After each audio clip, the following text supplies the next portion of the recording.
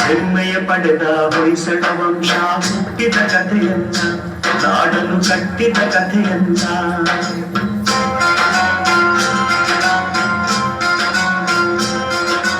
ಕನ್ನಡ ನಾಡಿನ ನನ್ನ ದರತು ನಾ ಕೇಳೋ ಕಥೆಯನ್ನ ನಾ ಹೇಳೋ ಕಥೆಯನ್ನ ಹೆಮ್ಮೆಯ ಪಡೆದ ಹೊಯ್ಸಳ ವಂಶ ಹುಟ್ಟಿದ ಕಥೆಯನ್ನ ನಾಡನ್ನು ಕಟ್ಟಿದ ಕಥೆಯನ್ನ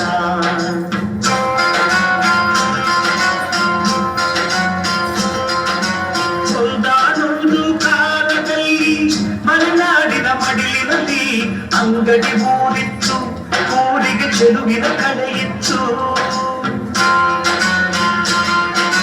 ಬೆಟ್ಟ ಗುಡ್ಡ ಸಾಲಿನಲ್ಲಿ ಹಸಿರಾಗಿರುವ ಬೀಡಿನಲ್ಲಿ ಮನಸ್ಸಿನ ನೆನೆದಿತ್ತು ಅಲ್ಲಿ ಶಾಂತಿಯು ನೆಲೆಸಿತ್ತು ಪ್ರಕೃತಿಯೇ ಹೆಣ್ಣಾಗಿ ಮನುಜಗೆ ಕಣ್ಣಾಗಿ ಧರ್ಮವೇ ಮನೆಯಾಗಿ ಮೌನವೇ ಮಾತಾಗಿ ಅಕ್ಕರೆ ತುಂಬಿದ ಅಂಗಡಿ ಗ್ರಾಮದಿ ಆಶ್ರಮ ಹೊಂದಿತ್ತು ಅದರೊಳು ಗುರುಕುಲ ನಡೆದಿತ್ತು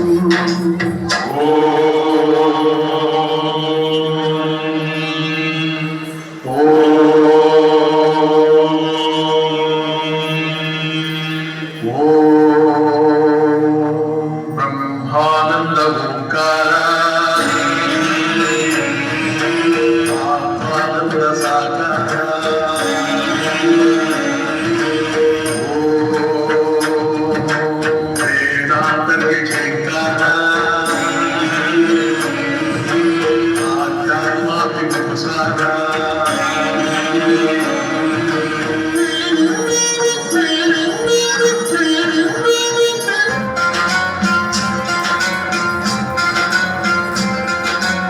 ಕನ್ನಡ ನಾಡಿನ ನನ್ನ ದರತು ನಾ ಕೇಳೋ ಕಥೆಯನ್ನ ನಾ ಹೇಳೋ ಕಥೆಯನ್ನ ಹೆಮ್ಮೆಯ ಪಡೆದ ಹೊಯ್ಸಳ ವಂಶ ಹುಟ್ಟಿದ ಕಥೆಯನ್ನ ನಾಡನ್ನು ಕಟ್ಟಿದ ಕಥೆಯನ್ನ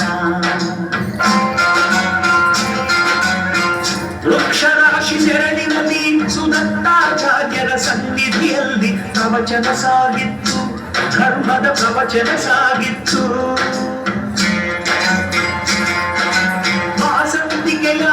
ಕುಲದಲ್ಲಿ ಶ್ರದ್ಧೆ ಭಕ್ತಿ ಸಂಗಮದಲ್ಲಿ ಪೂಜೆಯು ನಡೆದಿತ್ತು ಸರಳ ಪೂಜೆಯು ನಡೆದಿತ್ತು ಸದ್ದೆಯು ಕೇಳಿಸಲು ಅಲ್ಲಿದ್ದ ಜನರು ಅಲ್ಲೋ ಚಂದು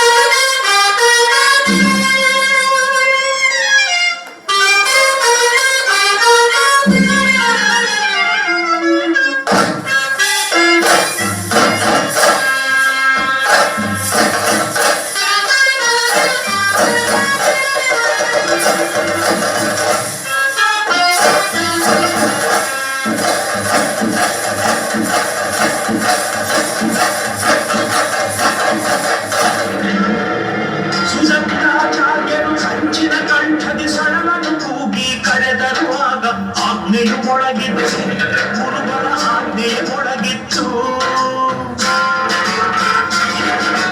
ವೀರಾವೇಶದ ಶೌರ್ಯದಲ್ಲಿ ಶಿಷ್ಯನು ಸೆಣಸಿದ ರೋಷದಲ್ಲಿ ಹುಲಿಯದು ಕೆರಳಿತ್ತು ಹಸಿದಿಹ ಹುಲಿಯದು ಕೆರಳಿತ್ತು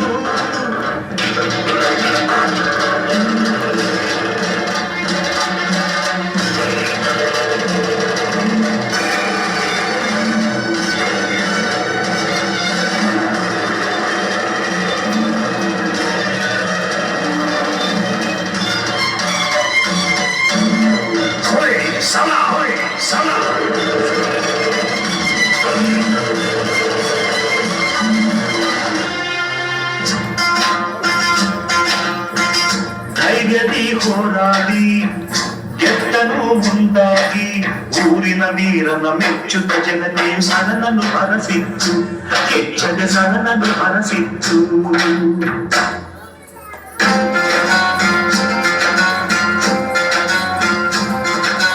ಕನ್ನಡ ನಾಡಿನ ರನ್ನದರತು ನಾ ಕೇಳೋ ಕಥೆಯನ್ನ ನಾ ಹೇಳೋ ಕಥೆಯನ್ನ ಹೆಮ್ಮೆಯ ಪಡೆದ ಹೊಯ್ಸಳ ವಂಶ ಹುಟ್ಟಿದ ಕಥೆಯನ್ನ ನಾಡಲು ಕಟ್ಟಿದ ಕಥೆಯನ್ನ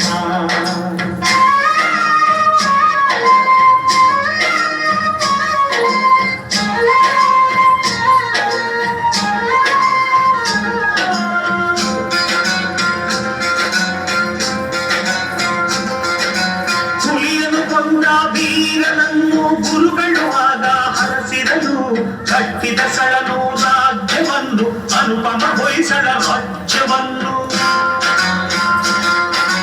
ಹುಲಿಯನ್ನು ಕೊಲ್ಲುವ ಲಾಂಛನ ಹಿಡಿದು ಗದ್ದುಗೆ ಏರಿ ಆಳ್ವಿಕೆ ಮೆರೆದು ಚರಿತ್ರೆ ಮೊದಲಾಯ್ತು ಹೊಯ್ಸಳ ಚರಿತ್ರೆ ಮೊದಲಾಯ್ತು ಸಾಹಿತ್ಯ ಸೇರಾಗಿ ಶಿಲ್ಪಕಲೆ ನೂರಾಗಿ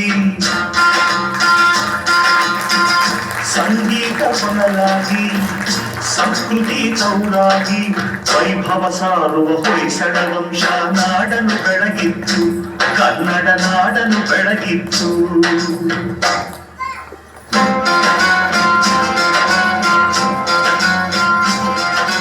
ಕನ್ನಡ ನಾಡಿನ ರನ್ನದರತು ನಾ ಕೇಳೋ ಕಥೆಯನ್ನ ನಾ ಹೇಳೋ ಕಥೆಯನ್ನ ಪಡೆದ ಹೊಯ್ಸಳ ವಂಶ ಹುಟ್ಟಿದ ಕಥೆಯನ್ನ ನಾಡನ್ನು ಕಟ್ಟಿದ ಕಥೆಯನ್ನ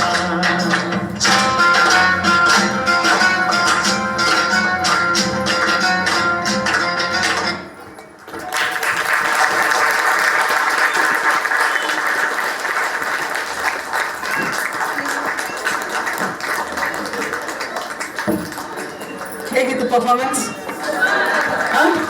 ಅದು ಚಪ್ಪಾಳೆಗಿಂತ ವಿಷನ್ ಕೊಡ್ಕೋಬೇಕಪ್ಪ ಅವಾಗ.